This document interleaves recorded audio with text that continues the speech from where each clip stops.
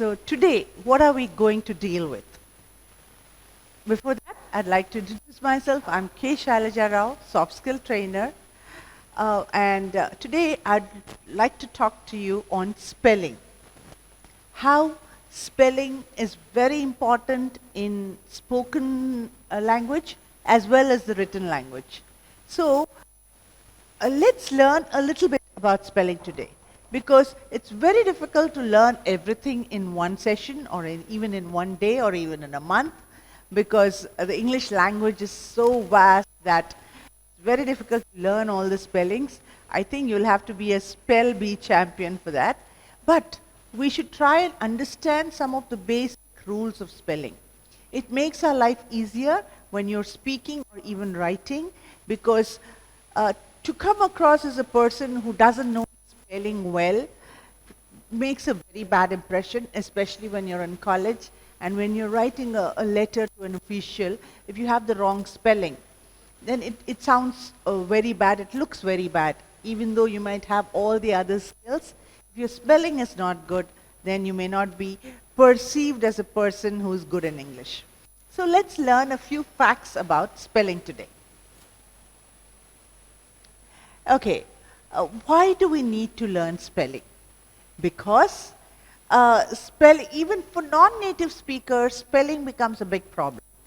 And it is very confusing, even for people who are, who've done a lot of work in English, who are speaking in English. Spelling could be a problem because there is very little difference between when you say receive. There's a confusion whether the I comes before the E or the E comes before the I. So here, I'll give you a few tips today to try and understand where the I comes before the E and where the E comes before the I. So small tips like that, but we must also understand that English is a language with a lot of exceptions. That is, there are rules, but there are exceptions to the rules also.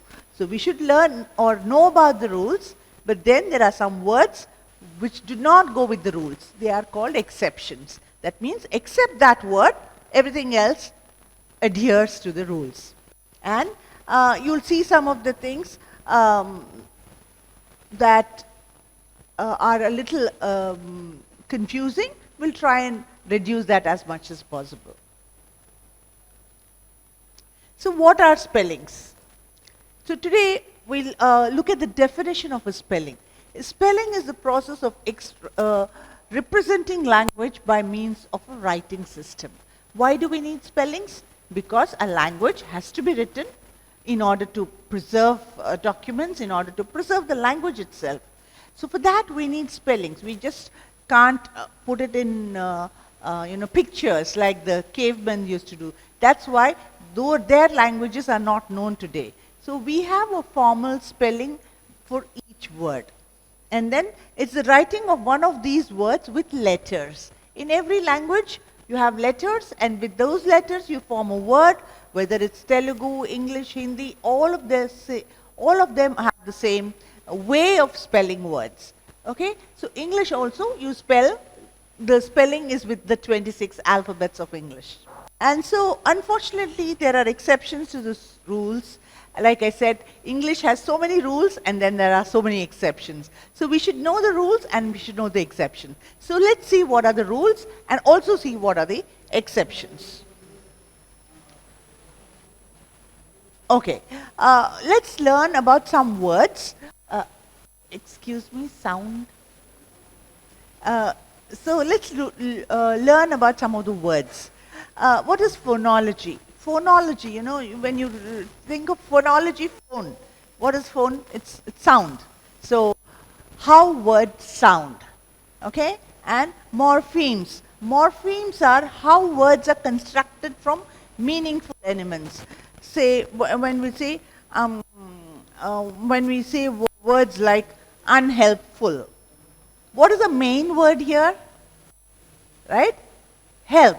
Help is the word which has the main meaning. Un is a prefix which cannot stand on its own.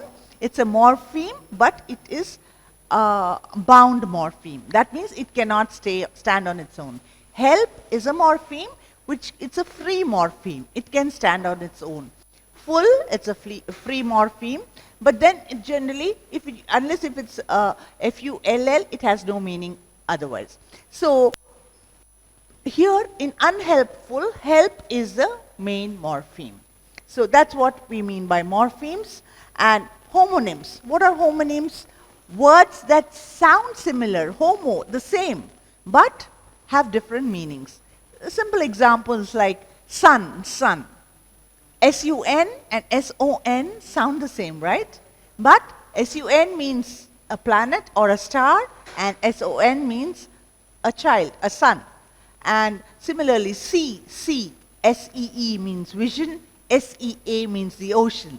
So those are called homonyms, though they sound the same, but have different meanings and sometimes different spellings also. Sometimes the spelling may be the same, but they may sound the same, the spelling, but they mean different things. We'll see how that happens also. So, what is a homophone? A homophone that is pronounced the same as another word. The words may be spelled differently or the same. That's what we were talking about earlier. And then what's a contraction? English is a language where we try to contract the words wherever possible when it's easier that way. You'd probably say, not say, I will, especially when you're speaking. You probably don't do it so much in writing, but while speaking, we do make a lot of contractions. So what are contractions? When you're writing, you might write, I will meet you tomorrow. But if you're speaking the same thing, you'll probably say, I'll meet you tomorrow. You have shortened the WI and attached the LL to I. I apostrophe LL, meet you tomorrow, which says that the apostrophe shows us that we have missed a few letters there. So I'll meet you tomorrow. I cannot come. You probably will say, I can't come. Okay, where N-O-T is removed, can, and T apostrophe T, N-O is removed. I cannot come, it becomes I can't come. I will not becomes won't. I will becomes I'll. So those are called contractions. And English, it has a lot of contractions. We'll see as we go along. So homonyms. Let's look at some examples of homonyms. Effect, effect. There's a very slight difference. They almost sound the same. Effect, effect. And they are, there, there. Again here, they are, there, there. All three have different meanings. Here we means they are coming home. It's their bus, it's their car, or it's their work. And I want to go there. All three words have different meanings, but they're pronounced almost the same. Fell, fail, slight difference in sound, but sight, sight. There's another sight here. So, CIT is when you cite an example. SIGHT is what you see, your vision, sight. And SITE is a plot of land. It's a site. Similarly, marry, merry, pair, pa, pair. Pair and pair almost have the same way it's pronounced. Pa is slightly different, but pair and pair are almost the same. Again, there, they are. It's the same word again. I'm sorry. So, homophone. So, let's look at some homophone examples. The spelling may be different or the same, but they are pronounced the same way. Foul, foul. Okay? It's a foul order, foul. Or even sometimes you say foul when somebody makes a mistake in a game. That's also called a foul. So, foul is something bad. It could be foul order or foul language. Foul, doesn't mean only order. Order is smell. It could be bad smell. It could be bad language. He's using foul language all the time. So foul means bad. And fowl is a bird. A rose, which means a flower. rose. The spelling is the same, the letters are the same, but he rose up from the dead. Or so the past, it's the past tense of rise. I rose very early today. Contractions, like I was telling you, we do a lot of contractions. O'clock, what do we mean off the clock? I'll come at 7 o'clock. Actually, there's an apostrophe there. It means 7 off the clock. It's actually off the clock, but we only write the O. Okay, and will, won't, will not. Similarly, ain't, can't, couldn't, won't, wouldn't, shan't, shouldn't, mayn't, mightn't, mustn't. Lots of contractions, especially when you speak. Most of the contractions are not used when they're written unless they are in a direct speech, in the sense that when you're writing some dialogue, you write the short forms. But if you're writing a formal letter, you should not and would not be using the short forms. It's better to write in the write the whole spelling there, unless you're using writing the dialogues exactly as they were spoken.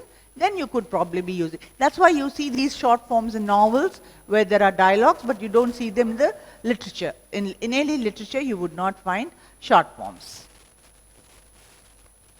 So now we come to the actual thing. Rules of spelling. Like I told you, there are some rules. Let's see what those, some main rules, not all the rules. We can't do all the rules in one day, but we'll look at some main rules. The short vowel rule. That is, all of you know that we have 5 vowels, A, E, I, O, U, right? So when do you spell the vowel short, and when do you lengthen the sound of the vowel? Like in the sense like,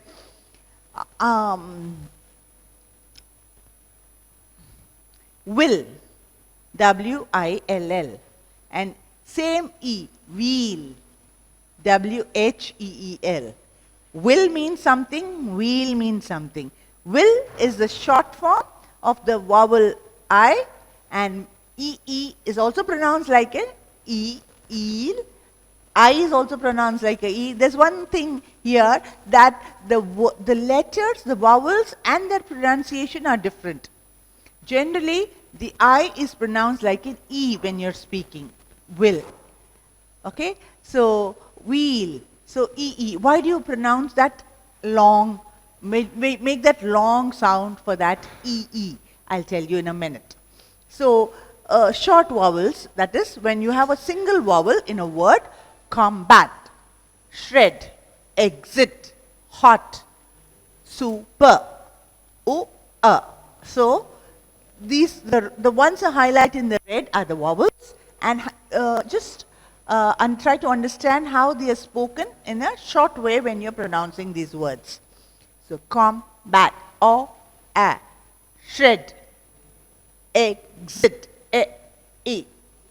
hot, super, and These are the short forms of the vowels. Now let's look at some long forms of the vowels, like as long vowel rules. Generally, when we have to have a long vowel rule, or when you have to drag the vowel and make the pronunciation longer, you generally put in an extra vowel there. Like reach. It's not rich. Rich again is I-C-H. Okay? That's a short vowel. But when you say reach, rich, E and E. Reach, it has 2 vowels. It could be the same vowel or a different vowel. Like here, lose, lose. You have 2 vowels and you sort of, the pronunciation is a little longer. Lose. Food. You should not say food. We generally do that, most of you. It's not food, it's food, because it has 2 O's. But again, there's an exception to the rule. It's not good, but it's good. Okay? And soup, oop, seas, E, and sky. Sometimes you use Y and W in place of a vowel to lengthen the sound of the vowel. Sky. Okay? So, and then we have something called the silent E. Generally, do you realize that when you say, whenever there's a vowel E at the end of a word, we do not pronounce it? Suppose you say home, H-O-M-E. Do you say homey? No, you don't pronounce the E, right? Similarly, when you say pile, you don't say pile, P-I-L-E.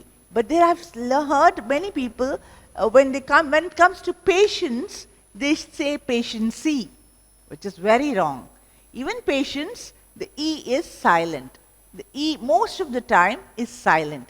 There are only some places where the E is pronounced. Let's see those words where the pronunciation of E is done, whereas most of the time when the E comes at the end of the word, the E is silent. You must remember that. Think of home or patience or come. You don't say comey, right? You don't pronounce the E. So it's just come. So when do you pronounce, what use is that E at the end of the word? There is a use for it in the sense that when you have E at the end of the word and there is an A preceding the consonant or before the E, in anywhere in the word there is an A, that A is pronounced in a lengthy way. It's a long A. It's not what's your name, it is what's your name, right? N-A-M, it's not nam, it is aim. So name, what's your name? What's ape? Ape, it's not ape, right? Up, and if you had the same thing, you would say up, it's ape. Similarly, cake, it's not cake, right? So the E does the job of actually making the A longer, cake, name. So whenever there's an E, the vowel preceding the E becomes longer. Must remember that. And similarly with an O. If you have an E at the end of a word, the O preceding the E has a long pronunciation. Hose, bone, nose. It's not nose. It's not nose, right? It's own, nose, O. Similarly, it's not hose, it is hose. O is pronounced a little longer. So the E does serve a purpose. Whenever there's an E at the end of a word, the vowel before that E is pronounced in a long way.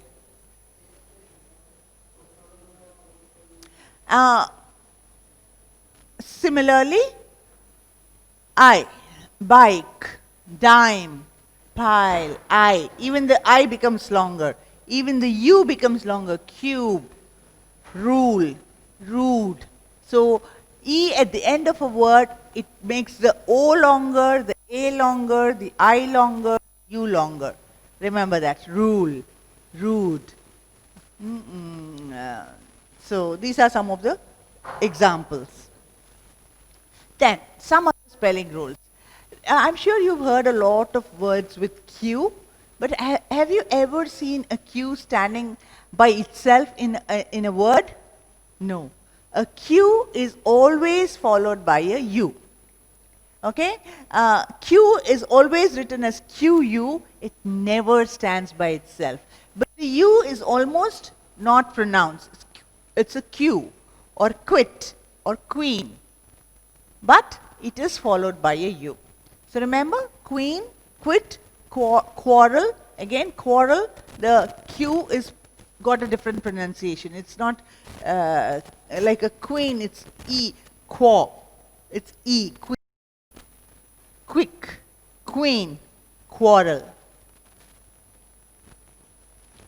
And now, where does the I come? Does it come before the E or after the E in words like receive, deceive, sealing, okay, priest? So where does the I come? This is a little confusing. So let's see if we can get some of that confusion corrected today. So I comes before the when it is pronounced E. See, the pronunciation plays a very important part here. When you say brief, how is it pronounced? It's pronounced like a E, brief. Chief, thief. Whenever the E is there, it becomes, I comes before the E, when it's pronounced like a E. It comes after only it comes after the E when it has a word, it's preceded by C. After C, the E comes before the I. Like receive.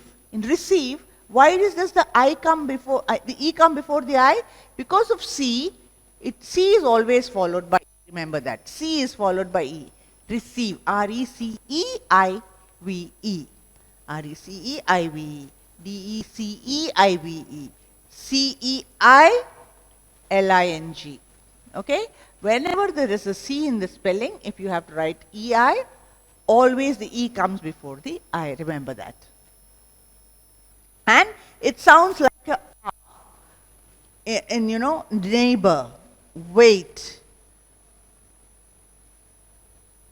Whenever it sounds like an also the E comes before the I. There is no C here. In wait or way, neighbor, there is no C.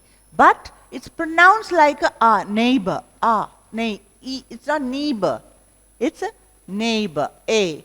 And it's not we, it's way. See, whenever the pronunciation is not E, it's A or A, it is the I comes after the E. The E comes first.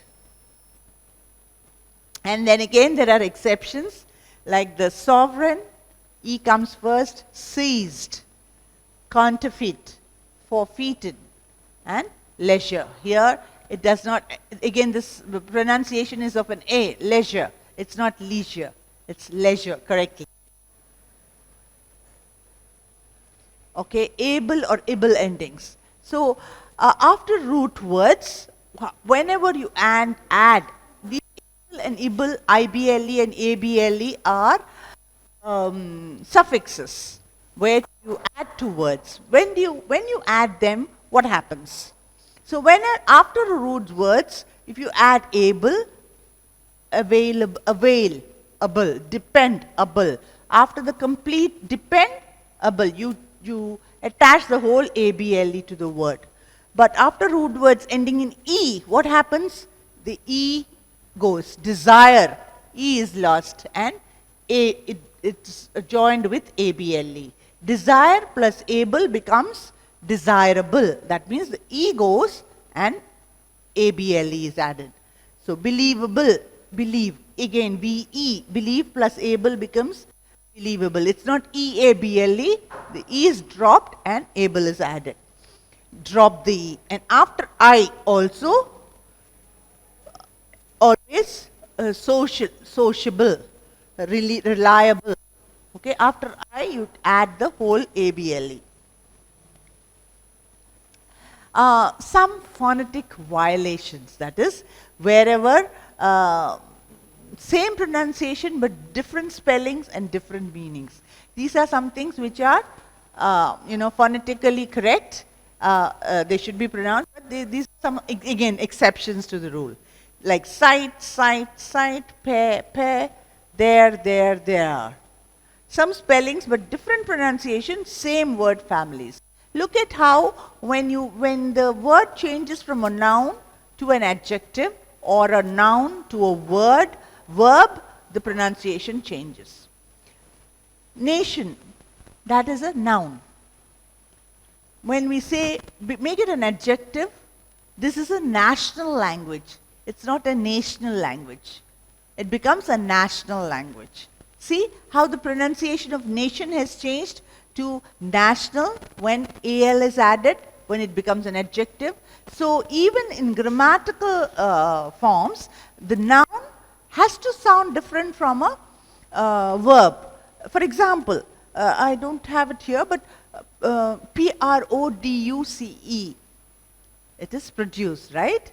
But produce is a verb, right? The farmer has produced 300 kilos of rice. Okay? The farmer has got a good produce this year. Here, produce is pronounced as produce because you're using it as a noun. It's not a verb. Produce is a verb.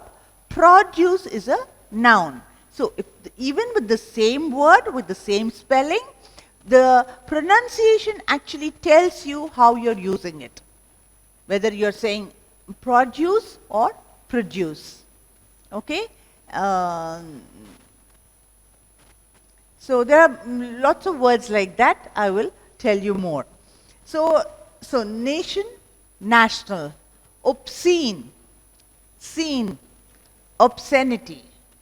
It's here it's sanity. Here it is seen, but it's pronounced like A here, sanity, obscenity. Sign, the G is silent. But here, signature, the G is pronounced. Sign is the root word, but in signature, the G is pronounced. Go, gone, o. And soup, supper, a. Soup, supper. Keeping a constant spelling may involve the use of so-called silent letters. Example, in sign, we have a silent G, but we use the word, though in all these words, sign is the root word, but it is not the G pronounced. Signature, resignation, signal. So, the G is very much pronounced.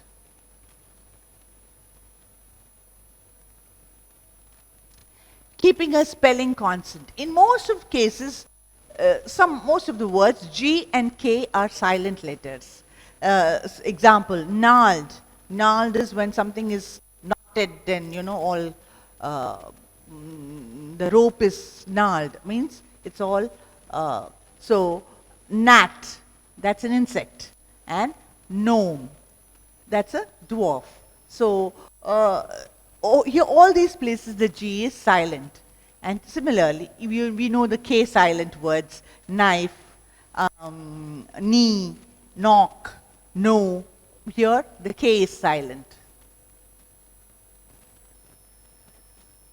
We double L, F, and S after a single short vowel at the end of the word.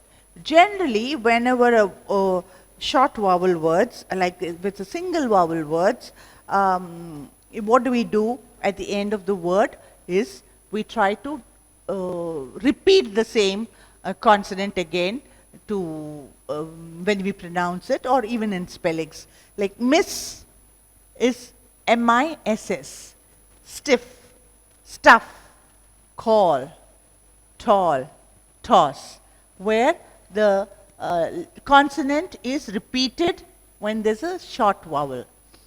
But in exceptions again, us, bus, gas, off, this, yes, plus. Sometimes I've seen people write N-I-L-L also, but generally that's wrong. It's N-I-L. So you do not repeat the same consonant again. In some exceptions, these are the exceptions. Most of the time, whenever it's a short vowel, you repeat the consonant. So these are the correct spellings. Silent E rule again. You drop the E if you are adding a suffix that begins with a vowel, but retain the E if you are adding a suffix that begins with a consonant. This sounds very confusing, but with the example, you will understand better. So, in this example, what you're doing is, since love, suppose you're writing lovable, okay? But it's just love, you don't pronounce the E, just like any other word, most of the words, you don't pronounce the E in love. You don't say lovey. So lovey, again, the spelling is different. It's L-O-V-E-Y and lovey-dovey. But in love. So whenever there's a silent E at the end of the word, and if you're adding able, you drop the E. Lovable. But if you're, because this is ending with a vowel and beginning with a vowel. But if the same love is, you have to add less, loveless. This is a loveless couple.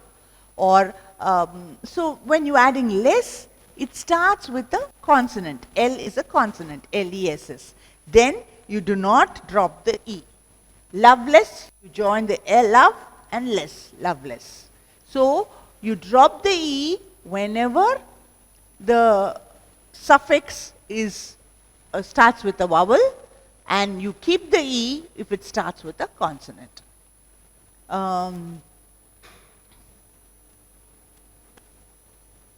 Bearable. This weather is bearable. B-E-A-R-A-B-L-E. Or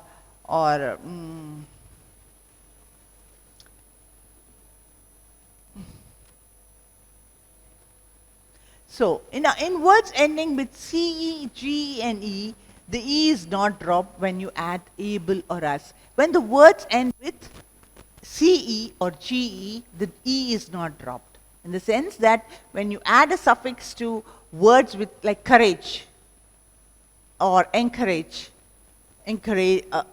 courageous, the able, when you add ABLE or OUS, the E is not dropped. Like serviceable, outrageous, traceable, noticeable, manageable. See how the E is always there. See, here I told you that if there are two, so I said when there are two vowels coming together, the E is dropped, like here, lovable. But there are again exceptions to this rule where words ending with CE and GE, the E is not dropped. It remains and A is added, serviceable.